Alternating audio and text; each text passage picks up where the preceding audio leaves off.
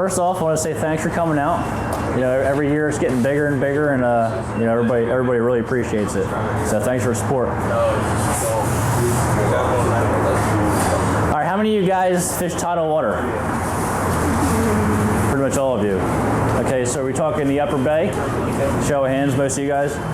Upper Bay. So pretty much everybody's Upper Bay. How about Potomac? 1, 2, 3. So. James River? A little bit. How about the mighty Delaware? Nanac. Okay, you're down a little ways. Okay. Well, I would say, you know, as far as tide goes, I mean, anything I fished, I'd say the Delaware is probably the most extreme. So if you guys haven't fished the Delaware, I mean, it's quite a difference. Pretty much all of you guys fish the Upper Bay. I would say out of any tidal system I ever fished, the Upper Bay is the easiest. And that has to do with because the fluctuation of tide, in my opinion, is just so small. Your windows of opportunity are huge because you have so much time to fish all that stuff. So the first thing we're going to go over is understanding the tides. Okay, what makes the tides go up and down? Does anybody know? Moon. Moon. What else? Wind. What's that? Wind. That doesn't make it go up and down, but that's part of it. Yeah. Up and down. Anybody else? Rotation. Yeah, it's part of the rotation. Rotation from what? You said the moon already. The Earth. One more. The sun. There you go.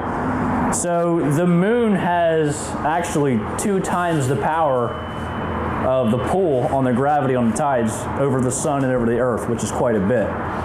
I'm just gonna do a little drawing for you. So we've all seen tide charts, correct? Everybody's seen tide charts? Okay, so your average tide chart, I can't draw, but something like that, okay? And pretty much the average tide swing in our area is like 12 hours and 25 minutes on average for, you know, high, low, average. So the thing with tidal water that I can tell you is the number one thing to figure out is actually knowing what your tide is on your spots. That's hands down the easiest thing. Once you figure it out, that's exactly, you know, how you win tournaments on the Upper Bay. You know, there was an astronomer one time that said, you know, tides are the tombstone of the mind. And to me, that makes no sense at all because, you know, that means that the tides will kill your brain trying to think about it. In my opinion, it's so not true. Tides are 10 times easier than fishing the lakes. You know, you've seen all these guys in the elites, you know, last year or 2 years ago, they came to the Delaware. Pretty much the whole entire field struggled because in their head, you know, oh, it's tidal, I can't fish this. And a lot of guys think that way. That's so not true. The one good thing about tidal water, it brings the fish to you if you can figure out where they're going to set up at. It's that simple. It really, truly is. Okay, so let's say running tides. Okay, how many of you guys run Lowrance or Garmin or whatever you run? You all run some? Do you guys use it? You use it pretty good. You guys go in there and you click on it and you check your tides out if you're running tides? Okay. How many of you guys use the tide station on your Lowrance or Garmin or whatever? 1, 2. Okay. That tide station thing on your Navionics is unbelievably crucial. How many of you guys don't know what it is? Okay. But I'm gonna draw you a picture of what exactly it is. Okay, so if any of you guys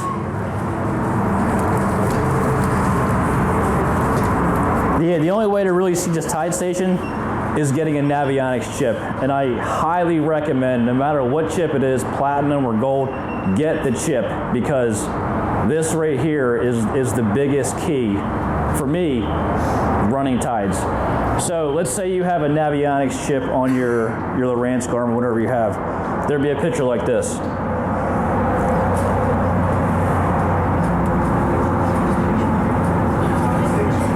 Yeah, for the tide station.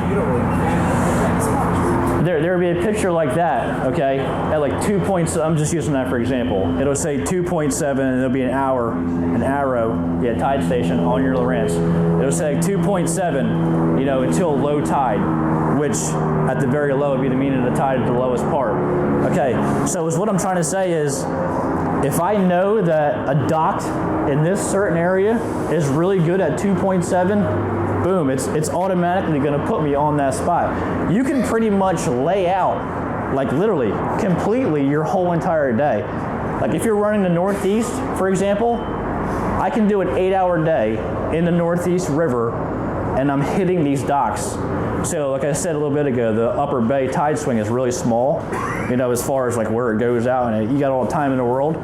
So your windows of opportunity on the upper bay are very, very high, because a section of that dock will be in really good water for, let's say, longer than 20 minutes, what it would be on most rivers. Delaware, you have like 10-minute windows, which is very tiny, when you got to figure out how to run to the spots from spot to spot. So that's primarily how I lay out my day as far as, running the tides with the tide chart and tide station. Now, the hard part is finding these docks that you can, put into your schedule throughout the day. That's the hard part. That's where it takes work. I mean, I can sit up here and tell you every single dock in the Northeast, pretty much what tide it's good at, just because of, all the time I spent on the body of water. I will say this about any tidal water I've ever fished: 1.7 feet of water is the magic number. 1.7. So if you know it to low, or coming in. So the last 2 hours of the outgoing. Pretty much is what it is. But even in the grass, on the flat, that 1.7 is the magic number. All right, cool. So what you're saying is, if you're on the dock and they turn on for you and you're doing well, you look on your chart and you see what that number is. Yep. And most can you log that in, or you can log it if you want to. You can log it through Waypoint on the spot. But what I'm trying to say is, let's say that 2.7 at this dock over here on my graph, that water's around 1.6, 1.7, 1.8. That 1.7, it's crazy how it works out, but every river I've ever fished, it's just happened so many times over and over that I know that's actually the number in rivers that fish relate to more than any number I've ever fished. It's just one of them things. And that's not something you read about, that's just something I learned on my own. Does that have anything to do with the depth of the dock? Yes, that's what I was trying to say. Through hard work with fishing all these docks at all different tides, if you can figure out, and don't get me wrong, there is, and I'll show you an example. There is docks that I could ride down. I can go to any river system. I could never be there in my life. I could ride down it. I'm like, oh, that area over there is probably pretty good, just because I've seen it so many times. And I'll draw you a little picture of what I look for if I'm going to a new river. And you can apply what I have here. You've been to the Northeast probably 100 million times, and you can be like, oh, you know what? That's exactly what he was talking about. And you can pull in there, and you can most likely, honestly, catch some fish off of it. And I'll tell you, that's one good thing about tidal water is, if you did have a dock. Okay, so tidal fish tend to stay I hardly catch them. I mean, I've caught tidal fish in 30 feet of water. It's pretty deep, but you hardly catch an average tidal fish deeper than 5 feet of water. It's always like the 1'7" zone. That's always where it seems to be. But if you have a dock that's laid out to where it can take the whole entire tide swing, high to low, you can literally sit on that dock the entire event. And I'm sure some of you have done this before in certain areas. If it's a tree, a dock, or whatever it is, riprap, you can sit on that dock and let the tide bring the fish in, let the tide swoop the fish back out to you. It's that simple. So when you think about tidal water, it's not hard. It's just figuring out the spots where they're relating to through the course of the day. That's generally what it is. So that number there, that 2.7 is feet to low or time hours to low? It's feet to it's on the reins. It's feet to the low. It's from the middle to the low, going down. So that's saying 2.7 feet. Above the low. Yes, exactly. Yep. So and on like you get the Navionics, it'll have an arrow. It's either red or green. Green down, red up. It shows you like to the T. I can't stress how important that is. And I've never read this in any magazine because I don't think they want you to know about it. But that's what it's there for. That's why 1.7. It might not be 1.7 here, but the dock or whatever I'm fishing is going to be in 1'7". You know, 1'7". That's that much water. That's plenty of water for a feeding fish. You know, so when your tide comes in on any tidal body of water, what's it doing? It's pushing whatever's coming in with that current right up to the cover or to the structure. You know, and once it starts to recede, that's when all the feeding usually happens on rivers. The upper bay is almost like a lake a little bit, because them fish feed incoming, outgoing, doesn't matter. You know, slack tide. Like the James River, I have never once in my life caught a fish on incoming tide on the James River, which is crazy, because on the James, you know, let's say you're launching out of the Osborne way up top, and you have incoming tide, the entire field is going to run down to the Chickahominy to try to get the first part of the outgoing tide that's going to happen, because the fish just do not eat. It's pretty mind-blowing. The Delaware's like that a little bit too. Delaware just has so much cover to hide, and that's why the fish are a little bit harder to catch there. So, you know, talking about that, let's talk about running tides. So let's say you're fishing in the Northeast, and you know, 7 o'clock in the morning is 1 hour to high tide, okay? But if you think in your head, well, you know what, the tide's coming from the south, so it's gonna go out first in the south, correct? Okay, so I'm like, you know what, I'm gonna run down to the Sassafras in the morning, run down there, try to run the outgoing tides, and later in the day, your better bite is gonna be, you know, from when you left the Sass till you get back to the Northeast, because you didn't waste an hour on your average tide, you know, letting it just come in and just get flattened out and do nothing. If that tide's not moving real good, then the fish just don't eat as well. They're just not as active because the bait's not being pushed around. None of that stuff's happening. You know, every fish, lake, river, impoundment, whatever, they like some kind of current in their face. They just like it. So, you know, just always keep that in mind, that if you were to, you know, get a bad tide in the northern part you're fishing, you can always run south and try to get away from it. You understand what I'm saying? Anybody got any questions on that? Everybody good on that? Okay. So let's say, like I said a little bit ago, I can ride down pretty much any river, and I can be like, you know what, this is a high percentage area right here. So I'll try to, I'm gonna give you an actual dock on the Northeast River that is probably one of my better, you know, it's top 95%. Let me think how to explain this. Does everybody know where McDaniels is? Okay, so you come out of a no-wake zone, you know, you got all your little tiny rip-rap things on the left-hand side. Just as you're like getting past all the rip-rap, there's a sharp point that comes around and it wraps around the side. Everybody follow me? On the left-hand side of going out? Okay, well, it's pretty much like this. It comes down, and then it goes over, here's McDaniels over here. Here's like all the tiny rip-rap things coming in like this. Well, there's a dock positioned right here. In that coast. Exactly. That is one of my biggest fish docks on the whole entire Upper Bay. Oh, you had to go and tell them. It's not there anymore. It actually fell down yesterday, but I don't mean to. I'm not trying to give up any secrets, but that's, if you guys fish here a lot, that's the best way for me to give you a really good example. And I'll tell you why that dock is so good. That dock has water on it at every part of the tide. That's what I'm trying to tell you. You know, at high tide, the fish might be positioned back here because that's real close to that 1.7 I'm telling you about. And I'll tell you what, at dead low tide, that dock's 1.7 at the very end. That's exactly what it is. So that's what I'm trying to tell you. You can pretty much go to any river system now that you know what I just told you, and you can be like, oh, I can see what the tide is exactly. You can ride your boat by it without even throwing a cast and see what the water is on it. And if there's a brush pile or grass on it, 10 times better. You know, that's what I'm trying to tell you. But the way this dock sets up, so when you get that water starting to wash out of the Northeast, where's all the bait going? It's getting funneled right into that dock. So they're the kind of docks you're looking for. I mean, it doesn't have to be, it could be riprap. Like all these little ripraps, everybody knows community hole, they're really good. For what reason? Everything's being washed out of the upper Northeast and it's being poured back in there, plus to release fish. You know, that's a big bonus. If you ever have an area like the Northeast, like the Osborne and the James, it's the same deal. But them fish seem to spread a lot more because the current's a lot stronger there. But that's what you want to look for. I'm sure all of you probably fished a flat, right? Correct? Okay. So, you know, vast area. If I had to give you one point of the tide to go out to the flat and fish, if it's like you're trying to practice for a tournament, or you're trying to do anything, I would say 1 hour to low tide, because most of the fish on the higher tides will go deeper into the grass, recede to shallower areas, but on that 1 foot to down to low, you're going to get about 2-3 hours of good tide there, because all the fish on the flat are going to get washed out to the outside lines of anything that's around the area. You understand what I'm saying? So I'll tell you a question I get asked a lot is, well, how do you locate them once you find them in the grass? Like, how do you figure out what your pattern is for the day? And this is actually a pretty cool little deal.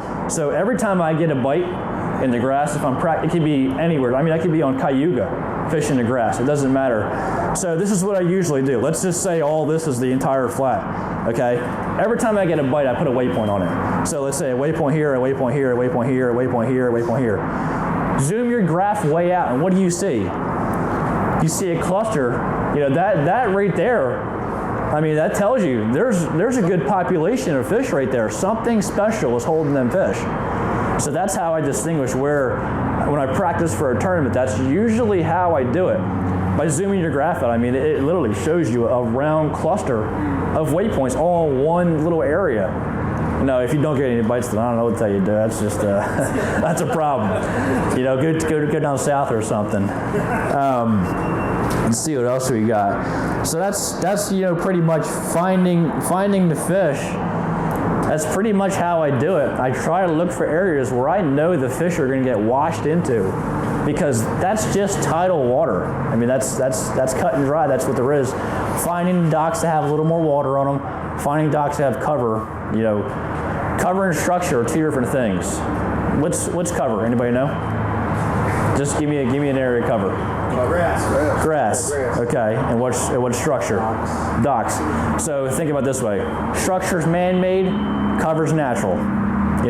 That's pretty much how you got to look at it. And I have planted some brush piles myself on the Northeast that work really good, because I mean they're just ambush points. Show us a picture. I'll show you one. I'll show you one I got. It's like over here in the Northeast. It's a really good one. I catch a lot of fish on that. Yeah, I feel like it's 6742. I'll tell you one thing. This is giving up a little bit of secret, and maybe if you guys know this, I'm sorry that I'm going to say this, but it's something, especially on river systems, that's going to help you out. We've all heard of like throwing crankbaits, banging them off the cover and doing all that good stuff. Yeah, well, with the crankbait, and I don't know what crankbait you guys throw. There's one crankbait on the upper bay that I throw religiously. It's a chartreuse blackback 1.5 from Strike Hidden. Hands down, the best crankbait on the bay. There's a huge population of yellow perch on the upper bay. In the water, that looks just like a yellow perch. I mean, it glows yellow when you put it in the water. That's exactly what they want. So I would say I win most of my tournaments in September with big bags. The biggest bag I ever caught on the flat was 27 something. That was in September. But the way that I do it is I have an 8-0-1 reel, and I throw that 1.5, and I swear I bang that thing off of the cover as fast as I possibly can reel. Sometimes I'll throw 10 times on the one piece, then boom, I got him. I mean, it does it so many times, but I do lose a lot of fish.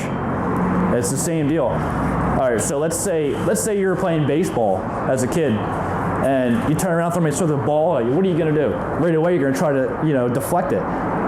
Fish don't have arms; they have a mouth. That's the same thing they do. I mean, they're gonna bite it. That's all there is to it. If you keep it going in there, you're gonna annoy them enough times, and one of them times you will get that reaction strike out of them. I mean, it's crazy. There's so many tournaments in September that I fish on the bay that I'm catching 30 to 40 fish every single trip on the bay. They're there. Every spot that I hit, I know there's a fish there, if not 10. Like, that's the truth. If you have a tournament, where do you drop your fish off at? Anchor Marine. So think about the numbering of fish. Every weekend. You can literally, I'll tell you, if there's a tournament on Sunday, I ain't leaving the upper part. I'm staying right there. Why would I leave? I mean, guys get on you for catching retreads. ABC fish already been caught, but who cares? It's still going to weigh the same way, right? So, banging that crankbait is pretty crazy. Now, on the other scheme of things, let's talk about, in my opinion, any river, but especially on the Upper Bay. What is the most versatile bait? Does anybody know on the Upper Bay? Jig. It's always a worm, Upper Bay. Senko. Nope. Frog's good at certain times, though. Chatterbait. Nope. Jig. Now somebody said worm, okay? That was me. You But- didn't say nothing, so I had to say. Because you didn't say the right thing. Drop shot. I would say 90% of the time, if I'm not in the grass, I'm throwing a drop shot. I mean, On the docks and stuff. on the docks, the riprap, I'll follow anybody. I don't care who hit that dock because they're all throwing a jig. They're all throwing jigs, everybody. Yeah. I'm like, all right, yeah, he's on the dock. I'll just wait till he leaves and I go in there, got him, put him right in the box. And they usually bite that the first initial fall every time for me. Now, there is a certain worm that I throw that I'm not going to say because I think it is that special. But I will tell you this. So, a drop shot on a river system pretty much simplifies a drop shot because, you know, when you throw a drop shot in current, it automatically goes. I mean, you really don't have to do much work. Most of the time for me with a drop shot, I throw it in on the bay. I'll hold it, go down. I'll hold it. It's got it. It's already got it. Yes. Cast it out or drop it down? I'm actually How far do you cast as normal as you will with a jig. I can actually, okay. yeah, I can pitch it just as good as I can pitch a jig. it? Okay, so you Are you doing something different than the standard color? Yes. Yes. It's kind of a special color. They sell it here, but So what kind of length do you have on your bait? okay. Up in the Northeast. That's on the Upper Bay. That's a good question. Okay, so he asked, leader length, right? Yeah, leader length. Yeah, he asked what kind of leader length that I use on my drop shot. I have 2 drop shot rods on my deck when I fish Upper Bay. One with a real small leader, one with a normal size. High tide, low tide. Okay. Medium tide down, little one. Medium tide up, the longer one. Just because it probably doesn't matter, but to me, I guess it's just how I do it, because a tidal fish is an opportunity to the fullest. I mean, if they see a meal, they 9 times out of 10 are going to eat You it. have to use it, and now it's dirty water. I'm guessing that the line weight's not that big of a deal. I go braid to fluoro. I go anywhere from 10 to 12 pound test. It's not necessary to go 6 pound like up north. Nah, you don't have to. I mean, them seeing 12 pound test to them is That like matters. us winning the lottery. They're not used to seeing that. They see a 65 pound braid falling in there. Oh, what's that? It's I've never fished anywhere in the world besides Lake St. Clair that the fish are just so stupid. Because literally, I've seen guys throw fish back as I'm like working up to a dock, and I throw in there. This fish just got caught. It's got blood dripping out of its mouth. You know what I'm saying? Upper Bay? Yeah, in the Upper Bay. It's just amazing. How about weight on the tidal water? 3/8. 3/8, okay. Always 3/8, 9 times out of 10, unless it's like stupid windy. Right. But if you guys don't drop shot in the Upper Bay or any river system, you need to. I mean, I can't stress how important that is. 3/8 ounce, yes. Just a normal leader. What's that? Oh, okay, yeah.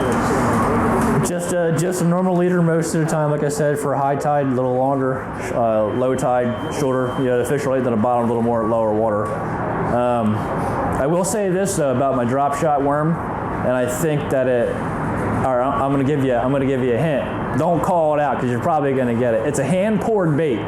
Okay, I'm saying that, but one thing that I will say, if you're going to shaky head or drop shot, you want to buy a drop shot worm that's got a real flat side on one side of it, because is what that does. It might seem small and minute, but it does make a difference a lot of times, especially for smallmouth. A drop shot bait that has like a more of a slender side to it, it's going to glide a lot better going down versus a round one that just pretty much falls. And hand poured, the buoyancy is a lot better on it, so the action on it is going to be 10 times better. Use that fishing anywhere as you fish. Try to go for hand poured whenever you can. It makes that much of a yes. spinning rod, right? Spinning rod, usually like 15 pound braid to a 10 pound. I just use the braid, my leader as far as like, not the leader from the drop shot to the weight, but the actual leader itself. I usually go like 6-7 feet, just for retie reasons. But there is a lot of barnacles and all that good stuff down there. So I do break off sometimes, but most of the time I position the boat to where, I can flip it in there and just rip them right out. I can just drag tight and I just freaking pull. I don't lay off them at all. You put an open hook? Yes. Usually a number 2 owner hook. That's usually the one I use, like a mosquito. Yes. And get hung up or anything from a long cast? Well, I mean, I do get hung up sometimes, but most of the time, no. I would say it's a lot less than flipping a jig. Do you mostly cast long, medium, or? No, I pitch it. I can usually with the jig or a drop shot. A drop shot. I mean, just. No, I pitch it. I pitch it like I would cast a jig under a dock. I mean, I'm pretty good at casting it. I can pretty much wing it in there pretty good. That's another thing too. Talking about the movement of the bait and all that good stuff. You always want to position yourself on a dock. I know most of us have power poles nowadays, and they're like, oh, I'll just pull into this dock right here. Man, if the current's sweeping through that dock, you want to be on the downside of it, because when you cast into it and you start pulling your bait, if that bait's coming down the river, which way is it coming? You want to be natural as possible. If you're not natural, it kind of deadens your percentages. That's just the truth of it. So yeah, I mean, that's pretty much cut and dry. I will say, if you're fishing the flat, everybody knows April, May, the chatterbait bite is just awesome.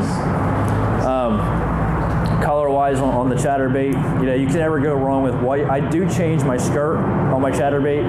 I put it's kind of they actually sell it here. It's like a white, but it has like a black line through it. It looks just like a white perch. I mean, when it comes to the water, it looks just like a white perch. I mean, I'd eat it. That's how good it looks. So, and usually for me in the grass, I see a lot of guys all the time. Chatterbait out, reeled in. Chatterbait out, reeled in. That's not how you fish a chatterbait. What's out in the flat? Grass, right? What do you want your chatterbait to do? You want it just to go over top of it, or you want it to go into it and out of it, into it, out of it? So I'll cast it, or reel it. That's it. Just pull it. It's going. That's what it's doing. Right? I mean, the amount of bites you get are phenomenal compared to a guy that's just throwing it out and reeling it in. So I will say this too. Early in the year, there is some spots on the bay that are on the flat that grow grass first. If you can get a crankbait through the grass, I think your bite percentage is going to go a lot higher. So always remember that. And I throw that 1.5, the same one, out on the flat or in a couple little different areas. But yeah, chatterbaiting, crankbaiting. I don't really drop shot on the flat because I don't think you really have to a lot of times. Them fish out there are, number 1, there to feed, and number 2, they're there to spawn. So they're going to eat if something falls in their bed. Jig-wise, I mean, I do use riot baits as far as they have a fuzzy beaver. It's the same as a sweet beaver, just a little more pendulums to it. Jig-wise, I would say half ounce, or heavier. The Hack Attack jig is probably my favorite, black blue on the flats. Okay, Yeah, I mean, I literally cast it out. I mean, I might work it a tiny bit. I never work it back to the boat because a lot of times they really do bite on that initial fall going through the grass. Do you ever do any good, or do you ever drop shot up around Garrett Island and stuff up in the rocks? Do you ever do anything up here in smallmouth drop shot? I have. There's one spot on Garrett Island that I religiously go to April, May, because I can visually see the smallmouth spawning. Every single year I run up there. I catch them off of one spot, but every year they're there. Every single. I mean, they're like 4-pounders too. So it's kind of a shame that we can't get to the Conowingo, from the bay, because back home in New Jersey where I live, I literally grew up on a river. I was out there every day of my life since I was a baby. That's fed by a dam that's got a lake on top. And I'll tell you this about river systems. If, let's say, up at the dam area, okay, so for me it's up in Millville, let's say 9 o'clock is dead low tide, and you start getting a fluctuation in incoming tide coming up to it, that dam coming down is a hell of a lot stronger pushing the tide. And what it does, it actually gives you like an hour more of outgoing. So if you got a 7-hour tide swing, at that dam you got about 8 hours. And I don't think a lot of guys caught on to that, but that's the deal up there. I usually run up to this spot at dead low tide because I got 1 more hour of outgoing tide. I'm not saying that the first 2-3 hours incoming tide are bad either, because they can be just as good as that bottom of the outgoing. It definitely can. You your monofilament to the braid? Are you using an all braid, or what not you use? I use the advanced all bright. I always do fluorocarbon to braid. It's the advanced all bright. If anybody wants to see how to tie it, I can show you afterwards. The reason it's called the Alberto or the advanced all bright. There's two names for it. But if anybody wants to see it, I can show it to you, and I'll tell you why it's so good. You know, when you do a double uni, it's like two fists put together. And if you use anything in micro guides, that's not really what you want to use. So the advanced Albright actually lays like this. And the other advantage to it is when you do it, you make a loop in the fluorocarbon and you wrap the braid all the way around it. So the knot is never exposed because the braid is wrapped around the knot. It's a really good knot. And I think that's what Aaron Martins throws. And you know, if he's throwing it, it's got to be good because he doesn't do anything that's like bad at all, I feel like. So, any more? That was good? Yes, sir. What about your drop shot, worms or whatever that you're throwing with the drop shot? I mean, what lure or worm or whatever bait do you use? As far as like length? Yeah, length-wise. Well, you know, I feel like 4 inches is probably exactly where you want to be on the bay because that seems like that's the most average forage you're eating. You know, like when I go to the Great Lakes and go fishing, which I, you know, pretty much solely drop shot up there, that's the main deal. It's not so much the worm you're throwing on the Great Lakes, it's more the size, the length. You know, it doesn't have to have this to it, it has to have this to it. So on the upper bay, it's like 4 or 5 inches is exactly where you want to be. I mean, I trial tested a lot of them, trust me, and I think I got it pretty narrowed down to pretty much perfect because I follow so many guys that are just doing it, and there's even guys that do drop shotting and go behind them and catch them too. So, you know, that's. You want something that's going to hang out at an angle. Well, have you ever tied a drop shot? Yeah. You know, when you run your tag in line back through your hook, that drop shot should stand straight out. And the buoyancy that I was telling you about, the bait that I throw, you know, that helps it. It stands straight out and it looks so. Some baits do sink, yeah. But the one good thing is about tidal water is you always got a current, so the bait is somewhat always going to have a lift to it. You know, so that's a big advantage. Yeah. So next time you guys, I mean, how many of you guys don't like tidal water? Is there anybody? That's good because normally, if you guys are all lake fishermen, you're like, oh, I can't fish that. There's no fish in there. Like that's how they all think. It's just so much easier if you simplify it. It really, truly is. You know.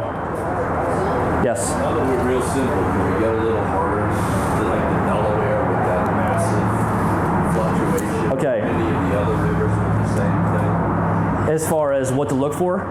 Yes. Okay. Now I'll tell you this. You don't have to tell us the trees, but you can tell us the I'll tell you exactly what to look for. Now, you know, the one advantage that I'd say I have is I have a lot of time on my graph. I mean, that's what I do.